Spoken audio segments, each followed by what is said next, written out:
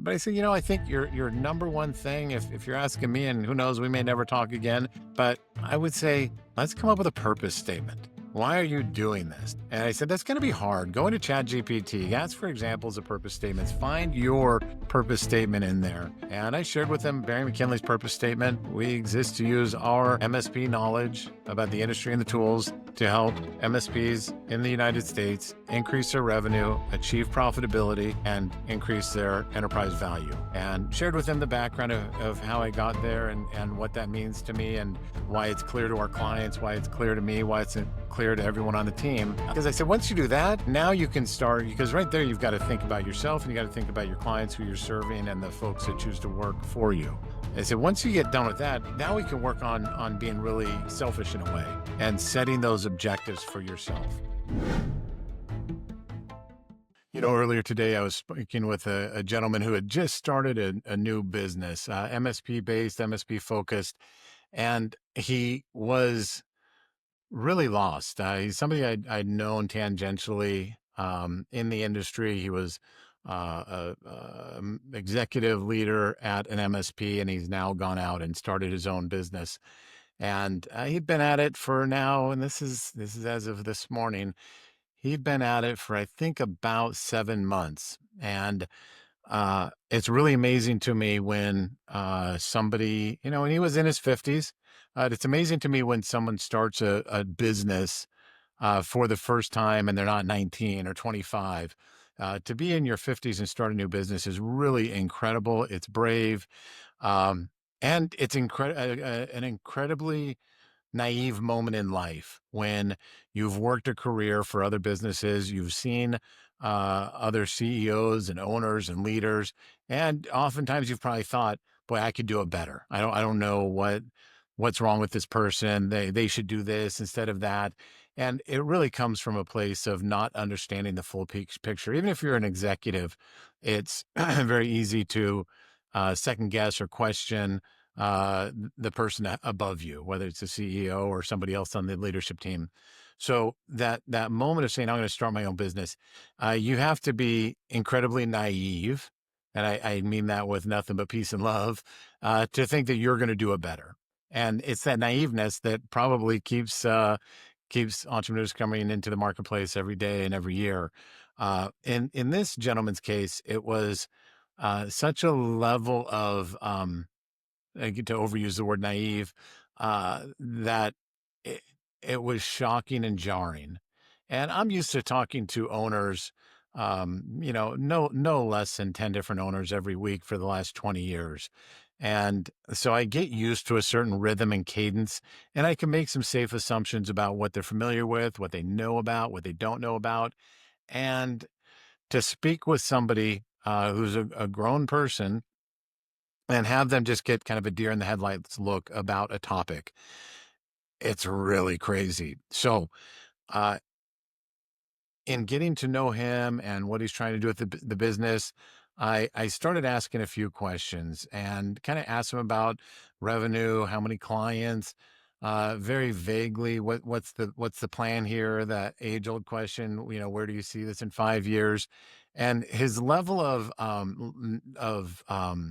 no commitment to an outcome took me a little off guard. I think that's common with a lot of owners, is to not feel comfortable saying, "In 5 years, I'm going to accomplish this."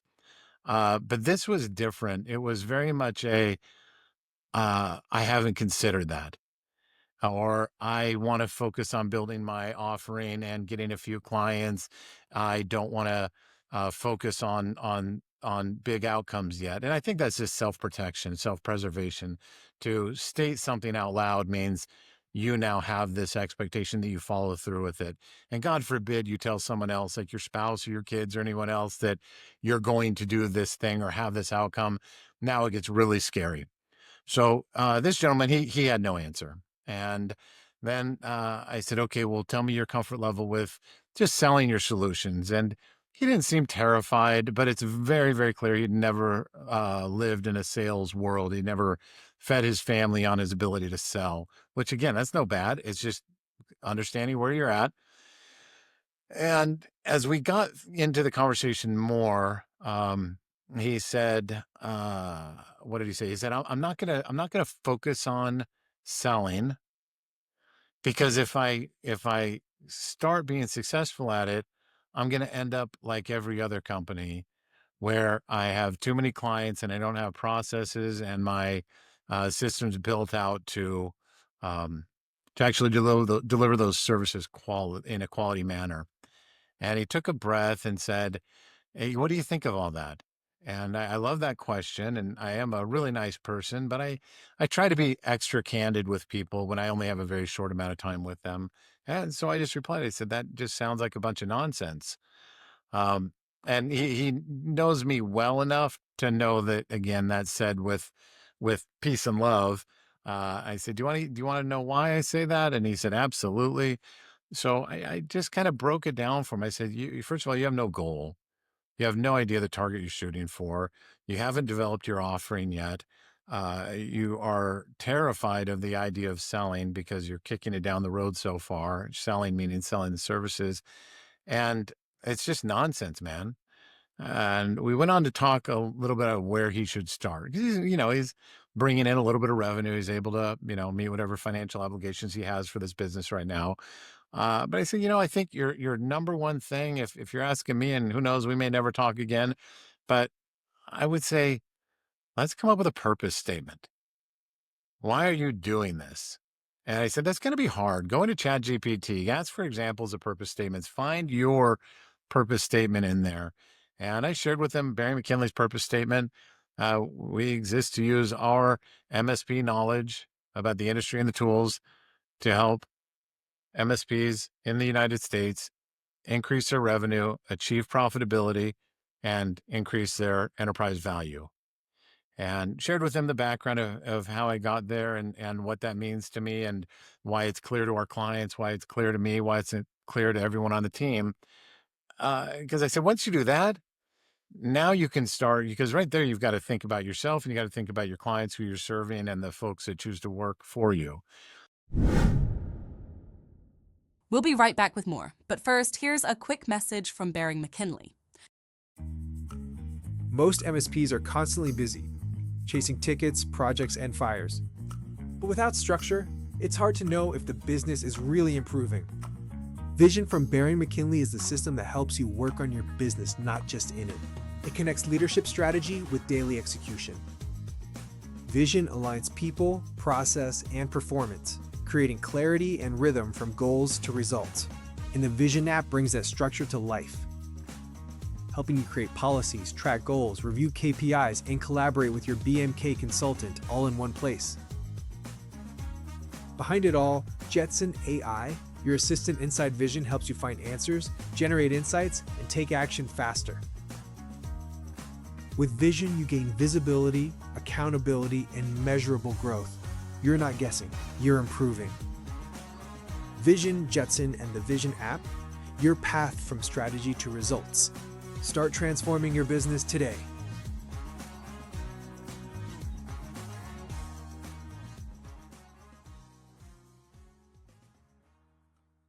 All right, let's get back to the conversation.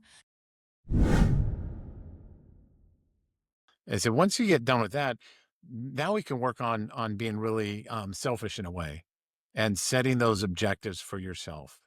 And I told him, I want you to think about the simple 5 year.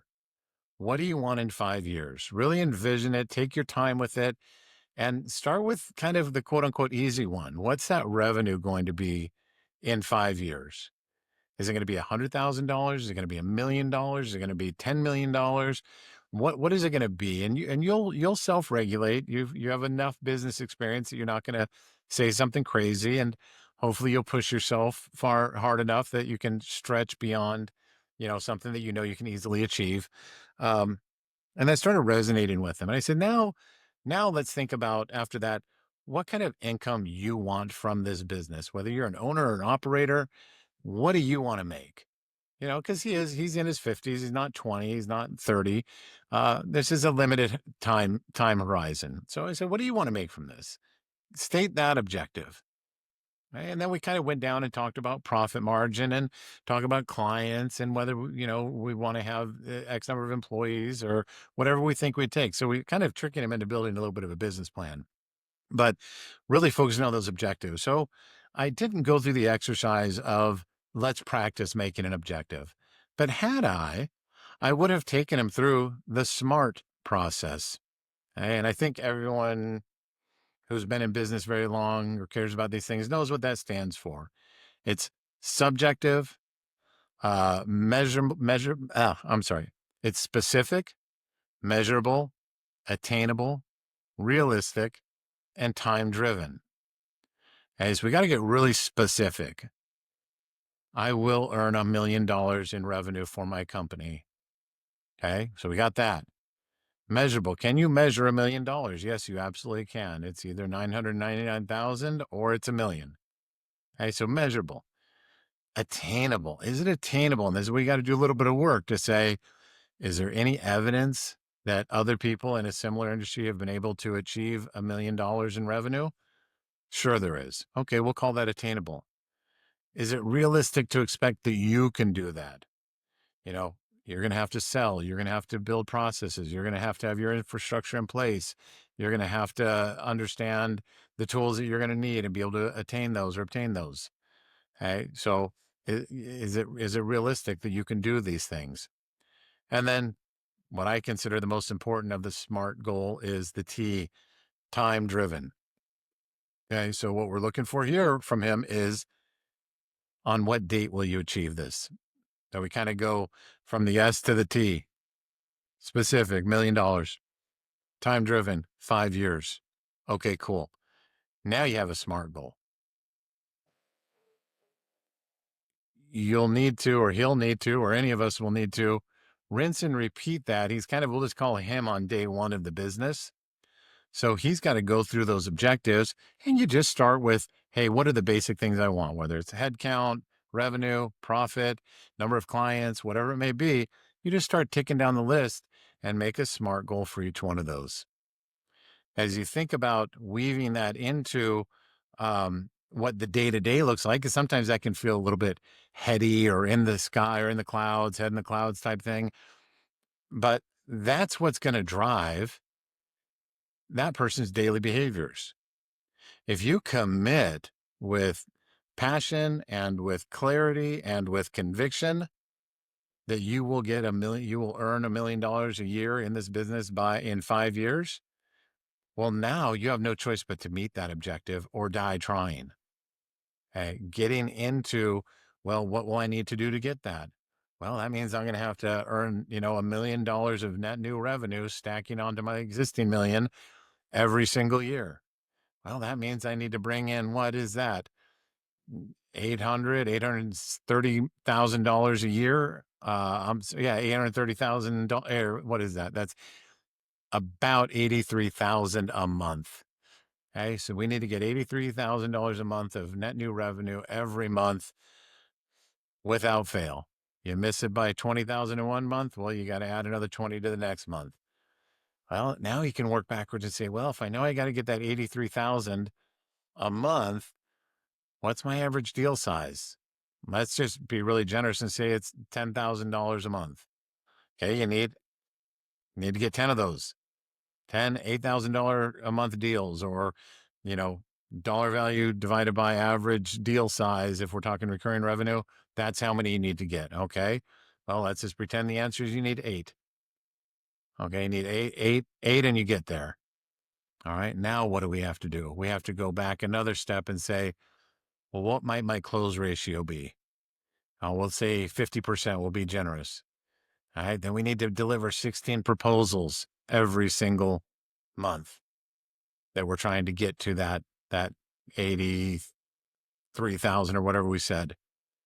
Okay, and now we need to have that many proposals. Well, what will it take to get to that number of proposals? Well, I'm going to have to probably meet with 4 people in order to get one opportunity to create a proposal.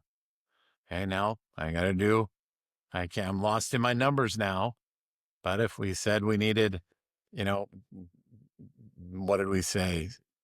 Let's work it backwards.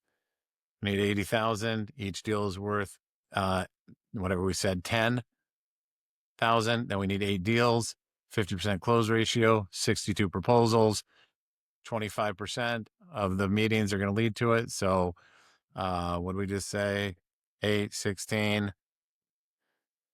They said 8 deals, 16 proposals, 64 meetings. Hey, I need 64 meetings a month. Well, how many prospecting activities are we going to have to do to get to 64 meetings a month?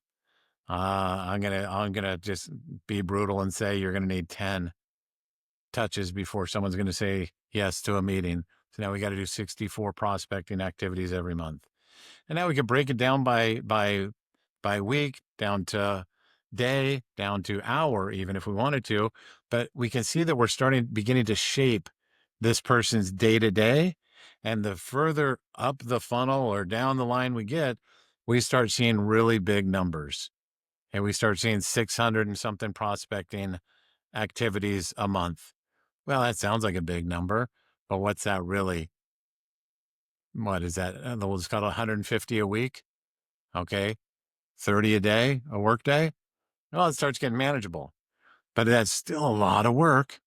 And the only way, and we made this point to him in a different way, is when you start getting into that day-to-day grind of knowing I need to contact 30 fresh new people and follow up with people from yesterday, once we start getting into that, you're going to need a really big why. Now we can circle all the way back to our purpose statement and the objectives that we set out. So each one of those objectives is going to spin off a whole nother series of some sort of funnel that gets us back to what's your day going to look like. You got to go through that exercise in your business plan, in your one-page business plan, and all the way down to your calendar to say, how am I going to lead my life as an entrepreneur starting this business, or really as anyone, a salesperson trying to make commission, or, really anything, even in our personal lives, trying to meet a goal. Maybe it's, personal finances or physical fitness. You got to break it down to the very small steps. Those smart objectives are the real way to make a goal.